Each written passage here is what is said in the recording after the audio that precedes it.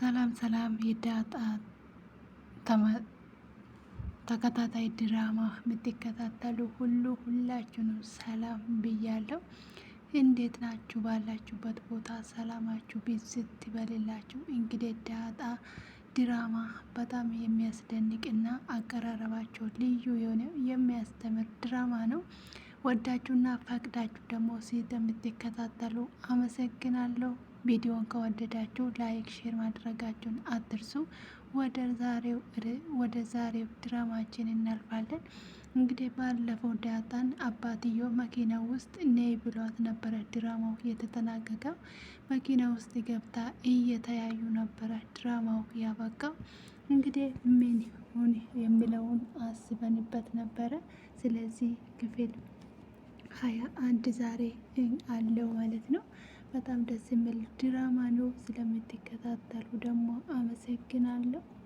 ወደ ድራማችን ዳጣና አባቷ መኪና ውስጥ ገብቶ አባዬ እንደው እንሂድ በቃ እናቴ ልታሳየኝ ነው ወይ እያለች እየተደሰተች ዳጣ አባትዮ ምንድን ነው ደስ ብሎሻል አይደለ እላታል። አዎ እንደው ፎቶ ላሳይሽ ፎቶ ላሳየኝ አባዬ ትለዋለች። እሷ ደግሞ አይ አታሳየኝ እንደውም እሷ ጋር ነው መሄድ የምፈልገው አባዬ ንዳ ትለዋለች። አሁን ላይ በጣም ደስተኛ ነኝ። አዎ ምን እንደማስብ ራሱ አላቅም። ለ20 አመታት እኮ እናቴን ፈልጌ አላገኘዋትም። አንተን ግን አባዬ አግኝቻለሁ ትላለች። እንግዲህ አባትየው ደግሞ እናቴ ምን የምትልሽ ይመስልሻል ትላታለች። እኔ አላቅም አባዬ በዚህ ሰዓት እሷ ምን ትላለች ብዬ የማስበው አይደለም። ለራሴ ራሱ ስሜቴ ግራ የተጋባ ነው። ይሄ ነው ብዬ ለመናገር አልችልም ትላለች ዳጣ። እንግዲህ አባትየው በጣም በልጅቷ እያየ እየተገረመ እንግዲህ አሁን ወደ እሷ ነው የምንሄደው ምናምን ይላታል። ማርቲ ግን የማጣት እየመሰለኝ ነው ይላታል። ዳጣ እንደ አባዬ እናቴን እንደምትነግራት አልነገርካትም አይደለም? ምን ተፈጠረ ትላለች። አይ አልነገርኳትም፣ ግን በቃ ቻልኩኝ ደከመኝ አለችኝ። በጣም ታዛዝናለች የእውነት አላት።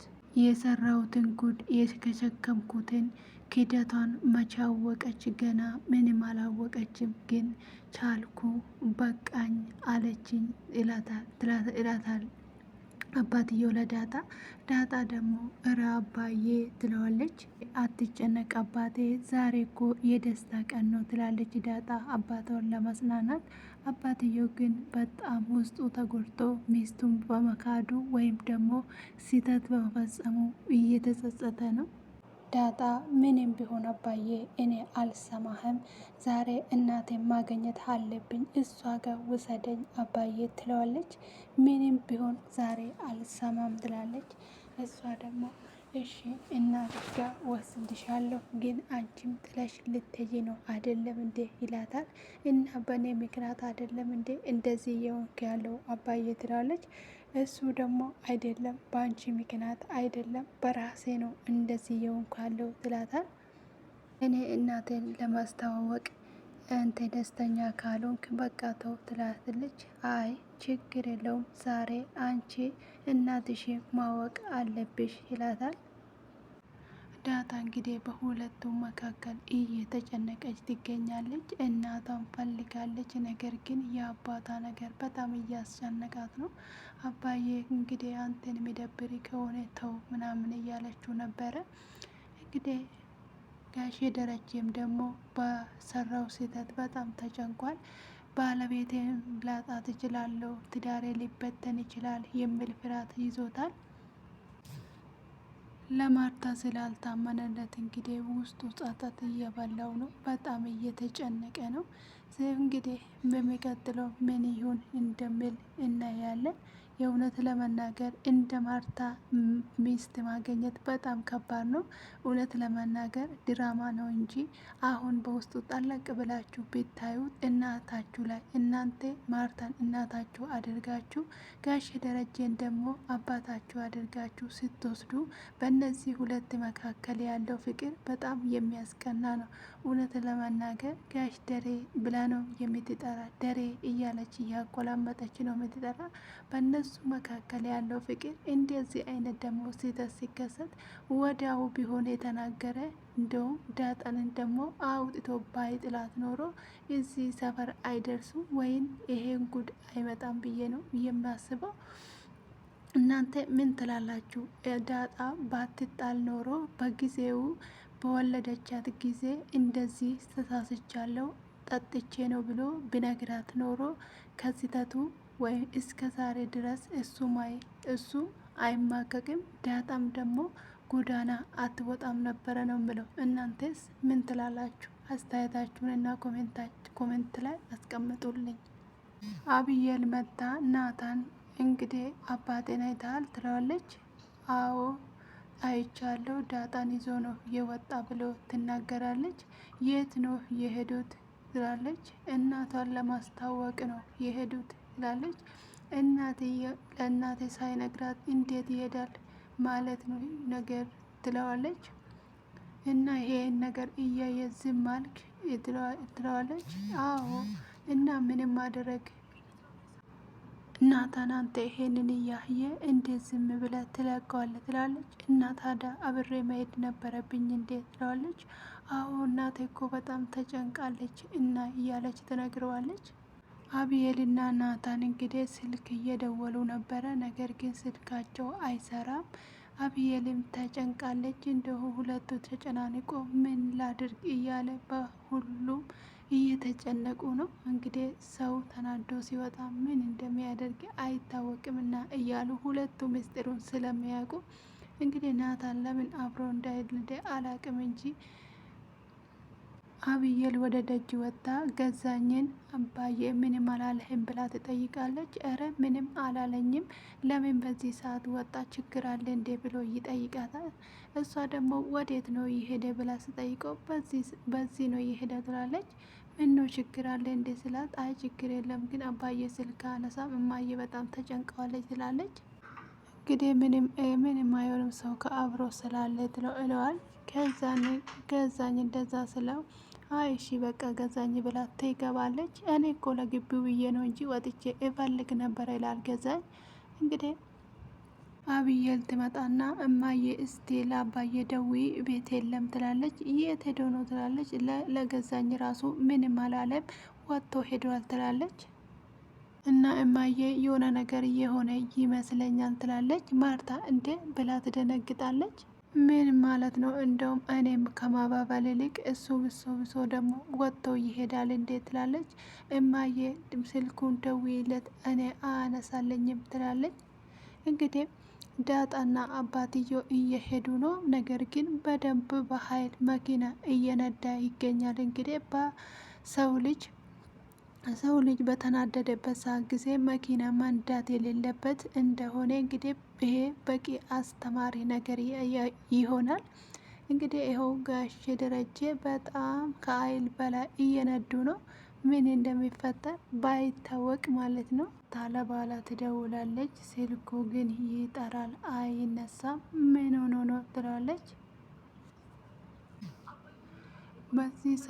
በዚህ ሰዓት ለምንድን ነው እንደዚህ ሆነ ተናግረሻል ወይ? እኔ እኮ ምንም አላልኩኝም። ለምን ተጨነክ? ለምንድን ነው እንደዚህ ሆንኩ ብዬ ነው የጠየቅኩ እንጂ ምንም አላልኩም ትለዋለች። እኔ አሁን ጥፋተኛ ነኝ እንዴ ልጇን ብትጠይቃለች። አይ እማዬ አንቺም ሆነም አባዬ ጥፋተኛ አይደለሽም ትላታለች። እና ለምንድን ነው አባዬ በምንም ታምር ማግኘት አለብን። ከዳጣ ጋር ከሆነች ከዳጣ ጋር ከሆኑ ለምን ትጨነቃለሁ ትላለች። እስቲ ካልሆነ ለዳጣ ሞክሪ ትላታለች።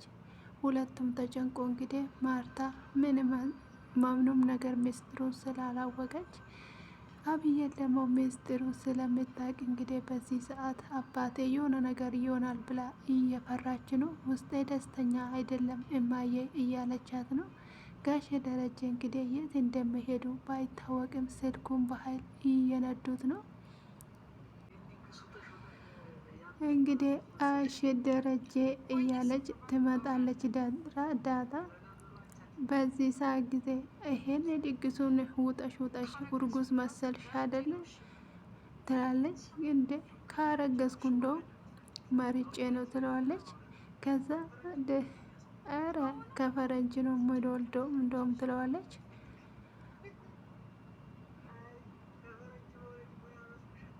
ከፈረንጅ መውለድ ሞያ መስሎሻል እንዴ ይላታል። እንግዲህ ሁለቱም መተራረብ ያለ ነው። ከብቶቹም ራሱ ከእንደዛ ከብቶች እረኛ ራሱ የላቸውም ትላለች። ኧረ በናትህ አንተ ደግሞ ቱረናፋ አንተ ዝም ብለህ ትቀደዳለህ ትለዋለች። አንተ ቱረናፋ ስትለው እኔ በዋሽ አንቺ እንደዚህ አይነት ነገር እዋሻለሁ እንዴ ይላታል። ገዜ እንግዲህ አውርቶ አይጠግብም። እሷን ለማናደድ የማይቆፍር ጉድጓድ የለም። እሷም ደግሞ ጮጋራዋን ብጥብጥ ትላለች። ጋሼ ግን አንተ ስማ ጋሼና እማዬ የተጣሉ ይመስለኛል ብላ ትጠይቀዋለች። ገዜ ግን በምን አወቅሽ ይላታል። አንተ ሌላ ነገር እኔ አላወራው መሰለኝ ነው አልኩት ትላታለች። እንደው ግን ይገርም መከባበራቸውን ነው ራሱ በጣም ያስቀናኝ ነበር። ግን እትዬ እስከ ዛሬ እንዲህ ተናዳ አታውቅም። እንግዲህ ገዜ ደግሞ ያለ ነው የሚገናኝ ነው አይደለም ይላታል። እኔና አንቺ ስንጋባም ራሱ እንደዚህ ነው ሸለብ ማደርገው ይላታል። እንደውም በዱላ ይልሻለሁ ይላታል። እንግዲህ እሷ ደግሞ ኧረ እዛው በለመድክበት ቦታ ደግሞ ጉንጬን ሳምከኝ አይደለም የረሳው እንዳይመስልን ትለዋለች። ለዛ እሱ ደግሞ አጉል ማንቀባረርሽን ትተሽ ነው እንደዚህ የሚነፋፋ ትለዋለች። እና እኔም ሴት ስለሆንኩኝ ነው ትላለች። ለዛ እሱ ደግሞ እኔ ጋር አትመጣም እኔም አልፈልግም ትለዋለች። የሁለቱ ትረከብ እንግዲህ በጣም ነው የሚያንገባግበው። እንግዲህ የሚያወሩት ነገር ፍሬያማ ቢሆንም ነገር ግን የሚያስቁና ድንቅ የሆኑ ልጆች ናቸው። ደስ ይላሉ።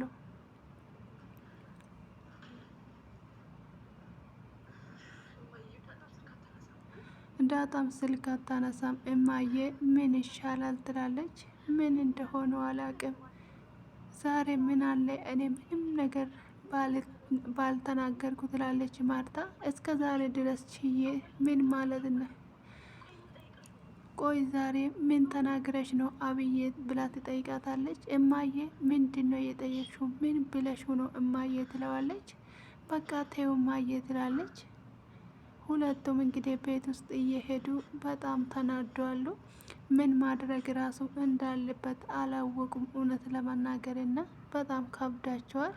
እሺ ደረጀ በጣም በኃይል እየነዱ ሳለ በመኪናው በቀጥ አድርጎ ያቆማሉ።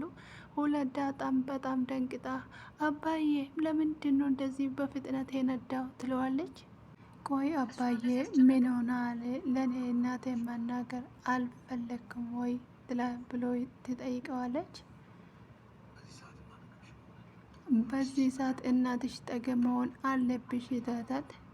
እንግዲህ አንተም ነገ ዛሬ ደህና አይደለህም፣ ነገ ትነግረኛለህ እና ነገ የማላቃትን እናትን አገኛታለሁ ብዬ አንተን ማጣት አልፈልግም። ነገ አገኛታለሁ። ለአንድ ቀን ማድር አልችልምና ስለዚህ ወደ ቤት መግባት አለብን ትለዋለች። እሱ ደግሞ ሁለተኛ እኔ አልጠጣም ይላታል። ግን እንዴት እንደተወለድሽ ለካ አልነገርኩሽም ይላታል። እኔ ሰክሬ ነው ያንቺን የወለድኩት ይላታል። እኔ አልፈልግም፣ ምንም አይነት ነገር ማድረግ አልፈልግም ይላታል። እኔ ነኝ እናትሽን እንደዚህ ያደረግኩ ብሎ ይነግራታል። በራሷ